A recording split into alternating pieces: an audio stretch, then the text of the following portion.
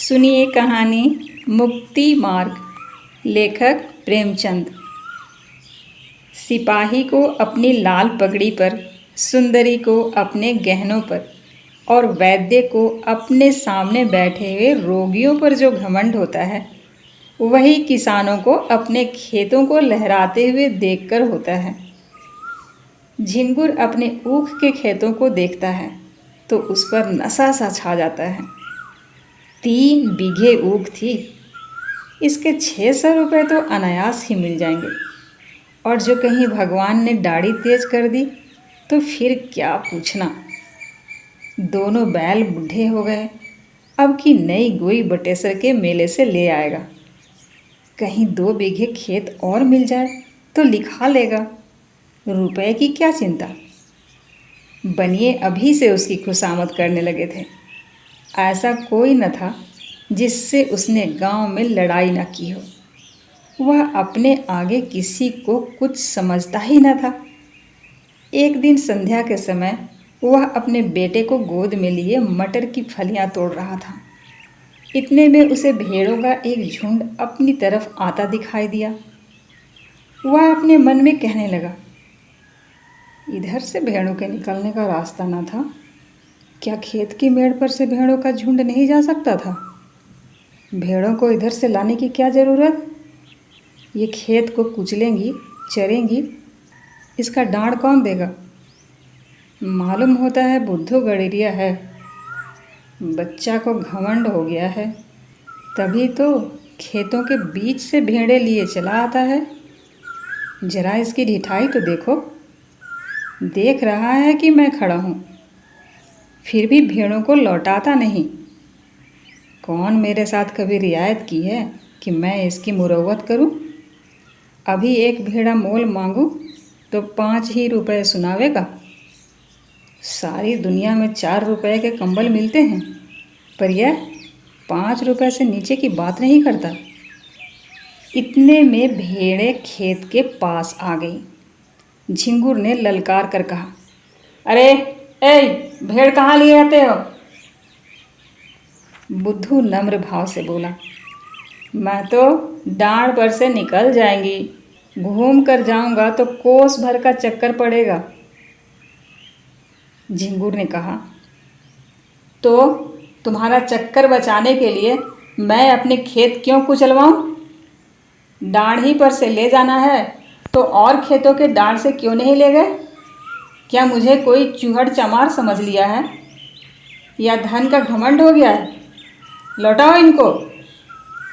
बुद्धू ने कहा, मैं तो आज निकल जाने दो, फिर कभी इधर से लाऊं तो जो सज़ा चाहे देना।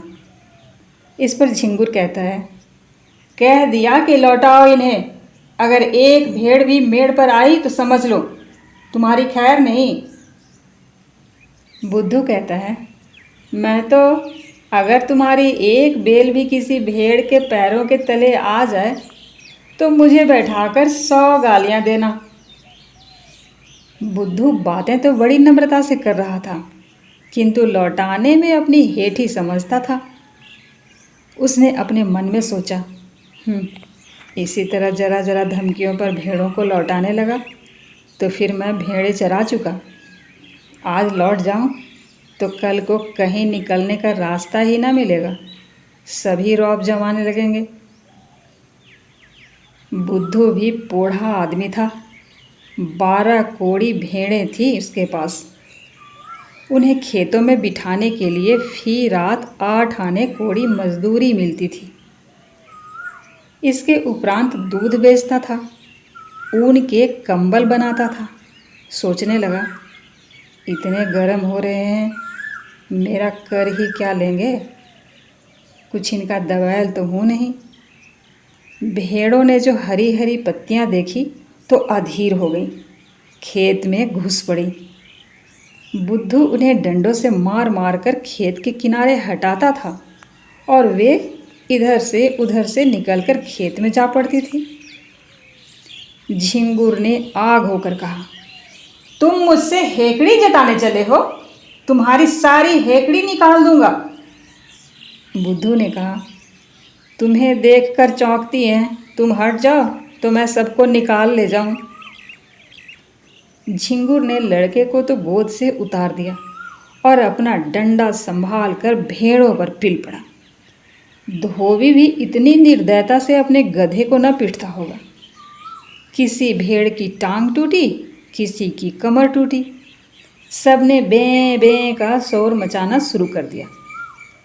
बुद्धू चुपचाप खड़ा अपनी सेना का विध्वंस अपनी आंखों से देखता रहा। वह न भेड़ों को हाँकता था, न झिंगुर से कुछ कहता था, बस खड़ा तमाशा देख रहा था। 2 मिनट में झिंगुर ने इस सेना को अपने अमानुषिक पराक्रम से मार भगाया। मेष दल का संहार करके विजय गर्व से बोला, अब सीधे चले जाओ, फिर इधर से आने का नाम न लेना। बुद्धू ने आहत भेड़ों की ओर देखते हुए कहा, झिंगुर, तुमने यह अच्छा काम नहीं किया, पछताओगे। केले को काटना भी इतना आसान नहीं जितना किसान से बदला लेना। उसकी सारी कमाई खेतों में रहती है या खलिहानों में।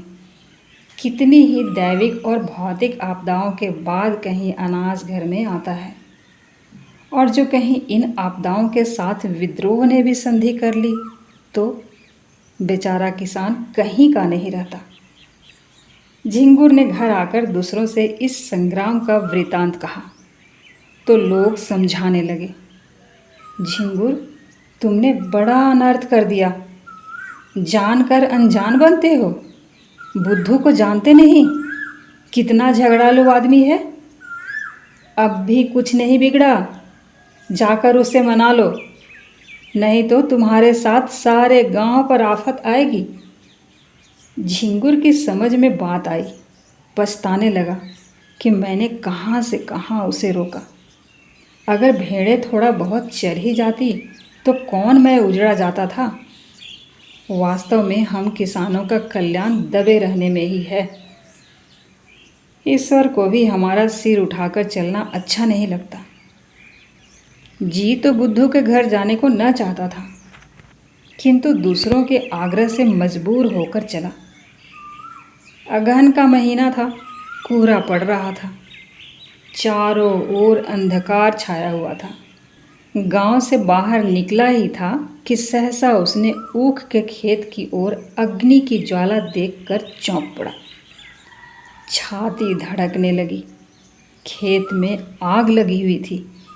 बेतहासा दौड़ा, मनाता जाता था कि मेरे खेत में ना हो, पर ज्यों-ज्यों समीप पहुंचता था यह आशामय भ्रम शांत होता जाता था। वह अनर्थ हो ही गया जिसके निवारण के लिए वह घर से चला था। हत्यारे ने आग लगा ही दी और मेरे पीछे सारे गांव को चौपट किया। उसे ऐसा जान पड़ता था कि वह खेत आज बहुत समीप आ गया है, मानो बीच के परती खेतों का अस्तित्व ही नहीं रहा। अंत में जब वह खेत पर पहुंचा तो आग प्रचंड रूप धारण कर चुकी थी। झिंगुर ने हाय हाय मचाना शुरू किया। गांव के लोग दौड़ पड़े और खेतों से अरहर के पौधे उखाड़कर आग को पीटने लगे। अग्नि मानव संग्राम का भीषण दृश्य उपस्थित हो गया। एक पहर तक हाहाकार मचा रहा। कभी एक प्रबल होता था, कभी दूसरा। अग्नि पक्ष के योद्धा मर मर कर जी उठते थे और द्विगुण शक्ति से रणोन्मत्त होकर सशस्त्र प्रहार करने लगते थे। मानव पक्ष में जिस योद्धा की कीर्ति सबसे उज्जवल थी वह बुद्धू था। बुद्धू कमर तक धोती चढ़ाए, प्राण हथेली पर लिए अग्नि राशि में कूद पड़ता था और शत्रुओं को परास्त करके बाल बाल बचकर निकल आता था। अंत में मानव दल की विजय हुई, किंतु ऐसी विजय जिस पर हार भी हंसती। गांव भर की ऊख जलकर भस्म हो गई और ऊख के साथ साथ सारी अभिलाषाएं भी भस्म हो गई। आग किसने लगाई यह खुला हुआ भेद था, पर किसी को कहने का साहस न था। कोई सबूत नहीं, प्रमाणहीन तर्क का मूल्य ही क्या। झिंगुर को घर से निकलना मुश्किल हो गया। जिधर जाता ताने सुनने पड़ते। लोग प्रत्यक्ष कहते थे, यह आग तुमने लगवाई, तुम्ही ने हमारा सर्वनाश किया। तुम ही मारे घमंड के धरती पर पैर न रखते थे। आपके आप गए, अपने साथ गांव भर को डुबो दिया। बुद्धू को ना छेड़ते तो आज क्यों यह दिन देखना पड़ता। झिंगुर को अपनी बर्बादी का इतना दुख न हुआ था जितना इन जली कटी बातों का। दिन भर घर में बैठा रहता। पूस का महीना आया, जहाँ सारी रात कोल्हू जला करते थे। गुड़ की सुगंध उड़ती रहती थी, भट्ठियाँ जलती रहती थी और लोग भट्ठियों के सामने बैठे हुक्का पिया करते थे। वहाँ सन्नाटा छाया हुआ था। ठंड के मारे लोग सांझ ही से किवाड़े बंद करके पड़ रहते और झिंगुर को कोसते। माघ और भी कष्टदायक था। ऊख केवल धनदाता ही नहीं, किसानों का जीवन दाता भी है। उसी के सहारे किसानों का जाड़ा कटता है। गरम रस पीते हैं, ऊख की पत्तियां तापते हैं, उसके अगोड़े पशुओं को खिलाते हैं। गांव के सारे कुत्ते जो रात को भट्ठियों की राख में सोया करते थे, ठंड से मर गए। कितने ही जानवर चारे के अभाव से चल बसे। शीत का प्रकोप हुआ और सारा गांव खांसी बुखार में ग्रस्त हो गया। और यह सारी विपत्ति झिंगुर की करनी थी, अभागे हत्यारे झिंगुर की। झिंगुर ने सोचते सोचते निश्चय किया कि बुद्धू की दशा भी अपनी ही सी बनाऊंगा। उसके कारण मेरा सर्वनाश हो गया और चैन की बंसी बजा रहा है। मैं भी उसका सर्वनाश करूंगा। जिस दिन इस घातक कलह का बीजारोपण हुआ, उसी दिन से बुद्धू ने इधर आना छोड़ दिया था। झिंगुर ने उससे रक्त जब्त बढ़ाना शुरू किया। वह बुद्धू को दिखाना चाहता था कि तुम्हारे ऊपर बिल्कुल संदेह नहीं है। एक दिन कंबल लेने के बहाने गया, फिर दूध लेने के बहाने गया। बुद्धू उसका खूब आदर सत्कार करता। चिलम तो आदमी दुश्मन को भी पिला देता है। वह उसे बिना दूध और शरबत पिलाए न आने देता। झिंगुर आजकल एक सन लपेटने वाली कल में मजदूरी करने जाया करता था। बहुधा कई कई दिनों की मजदूरी इकट्ठी मिलती थी। बुद्धू ही की तत्परता से झिंगुर का रोज़ाना खर्च चलता था। अतएव झिंगुर ने खूब रक्त जब्त बढ़ा लिया। एक दिन बुद्धू ने पूछा, क्यों झिंगुर, अपनी ऊख जलाने वाले को पा जाओ तो क्या करो, सच कहना। झिंगुर ने गंभीर भाव से कहा, मैं उससे कहूँ, भैया तुमने जो कुछ किया बहुत अच्छा किया। मेरा घमंड तोड़ दिया, मुझे आदमी बना दिया। इस पर बुद्धू ने कहा, मैं जो तुम्हारी जगह होता तो बिना उसका घर जलाए ना मानता। झिंगुर ने कहा, 4 दिन की जिंदगानी में बैर विरोध बढ़ाने से क्या फ़ायदा। मैं तो बर्बाद हुआ ही, अब उसे बर्बाद करके क्या पाऊंगा। बुद्धू ने कहा, बस यही आदमी का धर्म है, पर भाई क्रोध के बस में होकर बुद्धि उल्टी हो जाती है। फागुन का महीना था। किसान ऊख बोने के लिए खेतों को तैयार कर रहे थे। बुद्धू का बाजार गर्म था। भेड़ों की लूट मची हुई थी। 2-4 आदमी नित्य द्वार पर खड़े खुशामदें किया करते। बुद्धू किसी से सीधे मुंह बात न करता। भेड़ रखने की फीस दूनी कर दी थी। अगर कोई ऐतराज़ करता तो बेलाग कहता, तो भैया भेड़ें तुम्हारे गले तो नहीं लगाता हूँ, जी ना चाहे तो मत रखो, लेकिन मैंने जो कह दिया है उससे 1 कौड़ी भी कम नहीं हो सकती। गरज थी लोग इस रुखाई पर भी उसे घेरे ही रहते थे, मानो पंडे किसी यात्री के पीछे हों। लक्ष्मी का आकार तो बहुत बड़ा नहीं, और वह भी समयानुसार छोटा बड़ा होता रहता है। यहाँ तक कि कभी वह अपना विराट आकार समेटकर उसे कागज के चंद अक्षरों में छिपा लेती है। कभी कभी मनुष्य की जिह्वा पर जा बैठती है। आकार का लोप हो जाता है, किंतु उनके रहने को बहुत स्थान की जरूरत होती है। वह आई और घर बढ़ने लगा। छोटे घर में उनसे नहीं रहा जाता।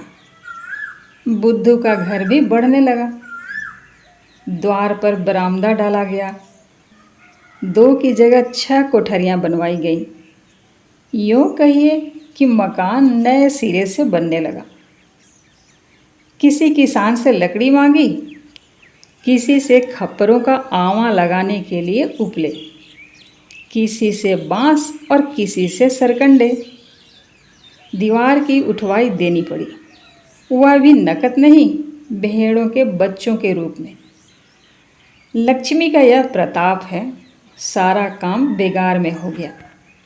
मुफ्त में अच्छा खासा घर तैयार हो गया। गृह प्रवेश के उत्सव की तैयारियां होने लगी। इधर झिंगुर दिन भर मजदूरी करता तो कहीं आधा पेट अन्न मिलता। बुद्धू के घर कंचन बरस रहा था। झिंगुर जलता था तो क्या बुरा करता था। यह अन्याय किससे सहा जाएगा। एक दिन वह टहलता हुआ चमारों के टोले की तरफ चला गया। हरिहर को पुकारा। हरिहर ने आकर राम राम की और चिलम भरी। दोनों बैठकर पीने लगे। यह चमारों का मुखिया बड़ा दुष्ट आदमी था। सब किसान इससे थर थर कांपते थे। झिंगुर ने चिलम पीते पीते कहा, आजकल फाग वाग नहीं होता क्या, सुनाई नहीं देता। हरिहर ने कहा, फाग क्या हो, पेट के धंधे से छुट्टी ही नहीं मिलती। कहो तुम्हारी आजकल कैसे निभती है। झिंगुर ने कहा, क्या निभती है, नकटा जिया बुरे हवाल। दिन भर कल में मजदूरी करते हैं तो चूल्हा जलता है। चांदी तो आजकल बुद्धू की है, रखने को ठौर नहीं मिलता। नया घर बना, भेड़ें और ली हैं। अब गृह प्रवेश की धूम है, सातों गांव सुपारी जाएगी।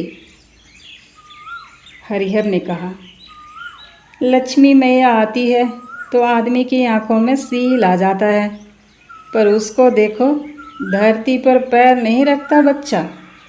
बोलता है तो ऐंठ कर ही बोलता है। झिंगुर ने कहा, क्यों ना ऐंठे, इस गांव में है कौन उसकी टक्कर का। पर यार, यह अनीति तो नहीं देखी जाती। भगवान दे तो सिर झुका कर चलना चाहिए। यह नहीं कि अपने बराबर किसी को समझे ही नहीं।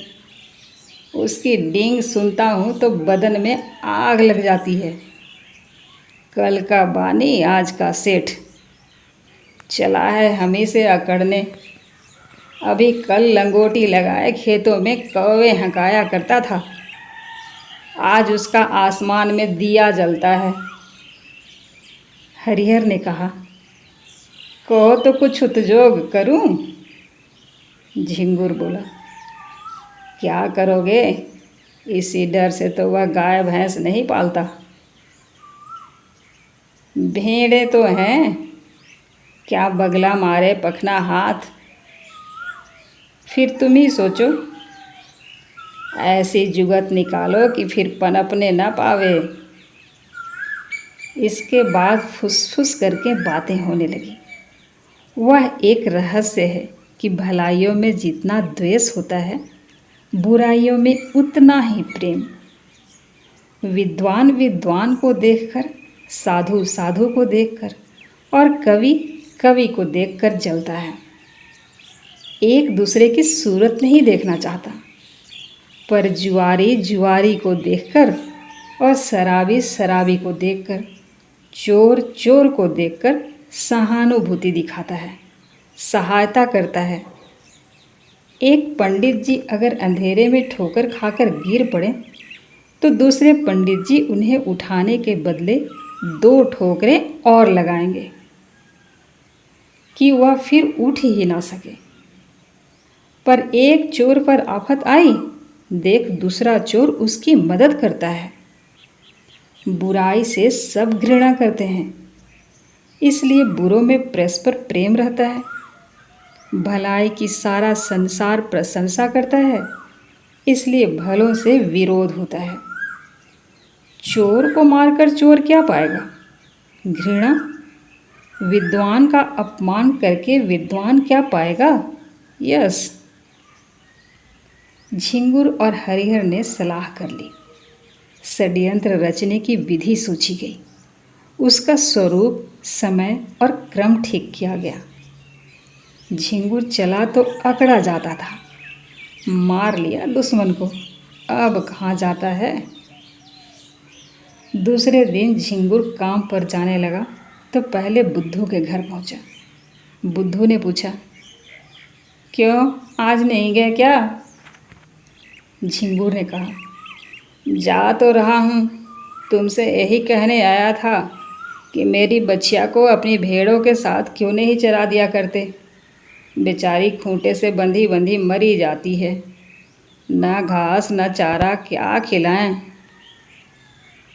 बुद्धू ने कहा, भैया मैं गाय भैंस नहीं रखता, चमारों को जानते हो, एक ही हत्यारे होते हैं। इसी हरिहर ने मेरी 2 गौएं मार डाली, न जाने क्या खिला देता है। तब से कान पकड़े कि अब गाय भैंस न पालूंगा। लेकिन तुम्हारी एक ही बच्चिया है, उसका कोई क्या करेगा, जब चाहो पहुंचा देना। यह कहकर बुद्धू अपने गृहोत्सव का सामान उसे दिखाने लगा। घी, शक्कर, मैदा, तरकारी सब मंगा रखा था। केवल सत्यनारायण की कथा की देर थी। झिंगुर की आंखें खुल गई। ऐसी तैयारी ना उसने स्वयं कभी की थी और ना किसी को करते देखी थी। मजदूरी करके घर लौटा तो सबसे पहला काम जो उसने किया वह अपनी बच्चिया को बुद्धू के घर पहुंचाना था। उसी रात को बुद्धू के यहाँ सत्यनारायण की कथा हुई। ब्रह्म भोज भी किया गया। सारी रात विप्रों का आगत स्वागत करते गुजरी। भेड़ों के झुंड में जाने का अवकाश ही ना मिला। प्रातःकाल भोजन करके उठा ही था, क्योंकि रात का भोजन सवेरे मिला, कि एक आदमी ने आकर खबर दी, बुद्धू तुम यहाँ बैठे हो, उधर भेड़ों में बच्चियाँ मरी पड़ी है। भले आदमी उसकी पगैया भी नहीं खोली थी। बुद्धू ने सुना और मानो ठोकर लग गई। झिंगुर भी भोजन करके वहीं बैठा हुआ था। बोला, हाय हाय मेरी बच्चिया, चलो जरा देखूं तो। मैंने तो पगहिया नहीं लगाई थी, उसे भेड़ों में पहुंचाकर अपने घर चला गया। तुमने यह पगहिया कब लगा दी? बुद्धू ने कहा, भगवान जाने जो मैंने उसकी पगहिया देखी भी हो, मैं तो तब से भेड़ों में गया ही नहीं। झिंगुर ने कहा, जाते न तो पगहिया कौन लगा देता, गए होगे याद ना आती होगी। एक ब्राह्मण ने कहा, मरी तो भेड़ों के बीच में ही ना, दुनिया तो यही कहेगी कि बुद्धू की असावधानी से उसकी मृत्यु हुई, पगहिया किसी की हो। हरिहर ने कहा, मैंने कल सांझ को इन्हें भेड़ों में बच्चिया को बांधते देखा था। मुझे? हाँ तुम्हें, तुम नहीं लाठी कंधे पर रखे बच्चिया को बांध रहे थे? बड़ा सच्चा है तूने मुझे बच्चिया को बांधते देखा था? तो मुझ पर काहे बिगड़ते हो भाई, तुमने नहीं बांधी, नहीं सही। ब्राह्मण ने कहा, इसका निश्चय करना होगा, गौ हत्या का प्रायश्चित करना पड़ेगा। कुछ हंसी ठट्ठा है? झिंगुर बोला, महाराज कुछ जानबूझकर तो बांधी नहीं। ब्राह्मण ने कहा, इससे क्या होता है? हत्या इसी तरह लगती है, कोई गऊ को मारने नहीं जाता। झिंगुर बोला, हाँ, गऊओं को खोलना बांधना है तो जोखिम काम।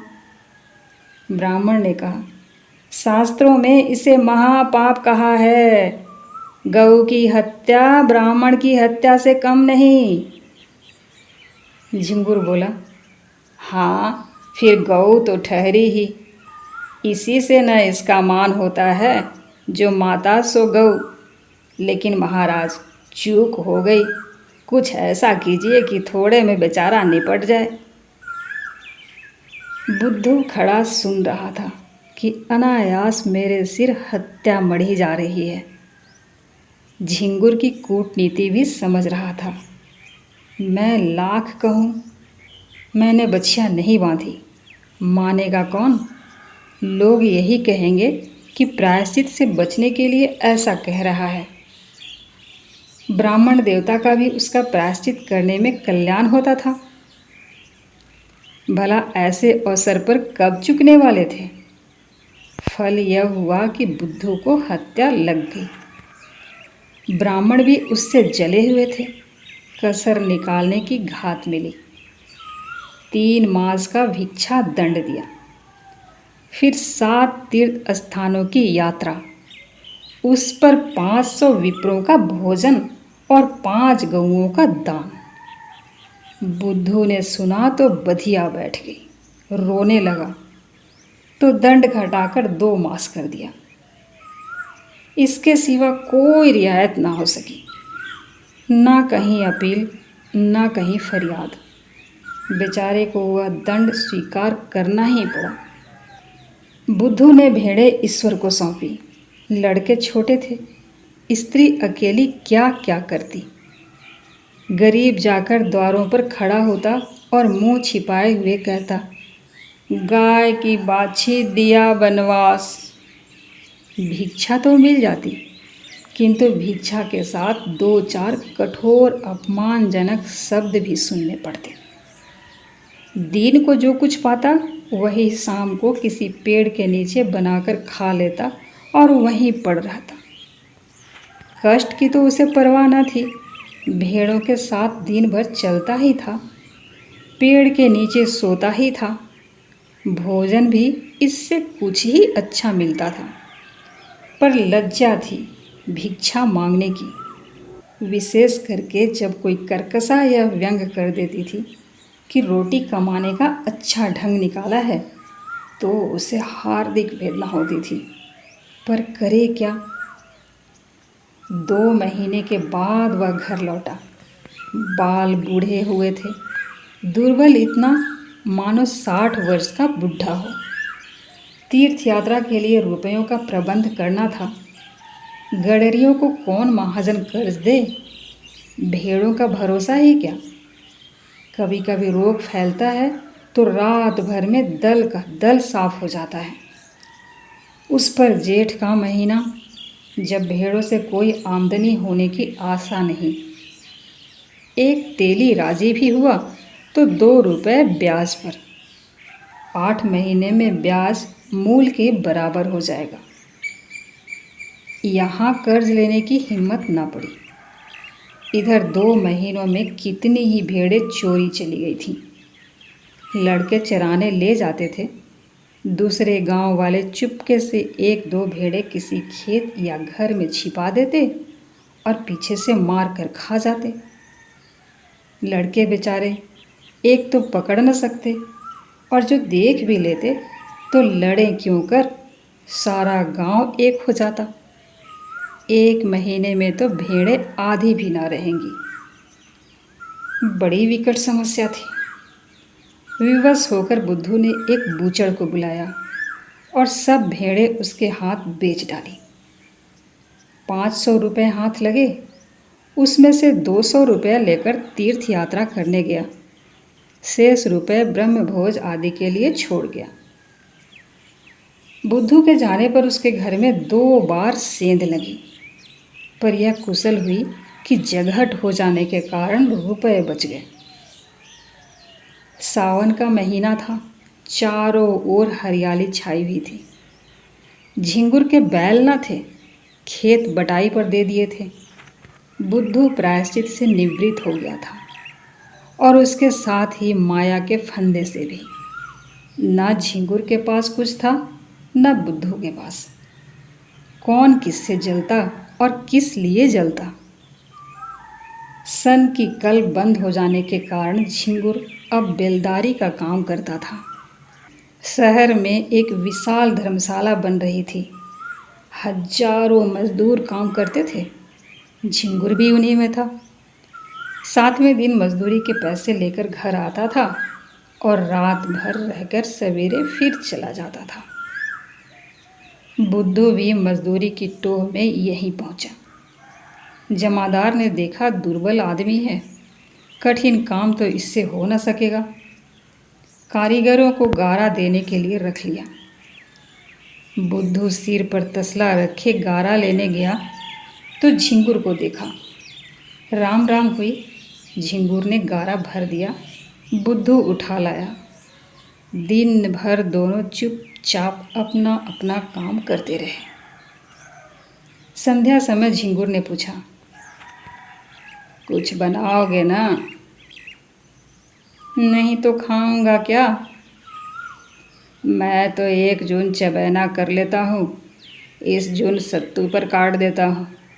कौन झंझट करे। इधर उधर लकड़ियाँ पड़ी हुई हैं, बटोर लाओ। आटा मैं घर से लेता आया हूँ, घर ही पिसवा लिया था। यहाँ तो बड़ा महंगा मिलता है। इसी पत्थर की चट्टान पर आटा गूँथे लेता हूँ। तुम तो मेरा बनाया खाओगे नहीं, इसलिए रोटियाँ तुम ही सेको, मैं बना दूँगा। तवा भी तो नहीं है, तवे बहुत हैं, यही गारे का तसला मांझे लेता हूँ। आग जली, आटा गूँथा गया। झिंगुर ने कच्ची पक्की रोटियां बनाई। बुद्धू पानी लाया। दोनों ने लाल मिर्च और नमक से रोटियां खाई, फिर चिलम भरी। दोनों आदमी पत्थर की सीलों पर लेटे और चिलम पीने लगे। बुद्धू ने कहा, भैया तुम्हारी ऊख में आग मैंने ही लगाई थी। झिंगुर ने विनोद के भाव से कहा, जानता हूँ। थोड़ी देर बाद झिंगुर बोला, बछिया मैंने ही बांधी थी और हरिहर ने उसे कुछ खिला दिया था। बुद्धू ने भी वैसे ही भाव से कहा, जानता हूँ। फिर दोनों सो गए। तो यह थी प्रेमचंद की लिखी कहानी मुक्ति मार्ग। उम्मीद है कहानी आपको पसंद आई। अच्छा, तो हम चलते हैं और एक नई कहानी के साथ फिर मिलते हैं। धन्यवाद।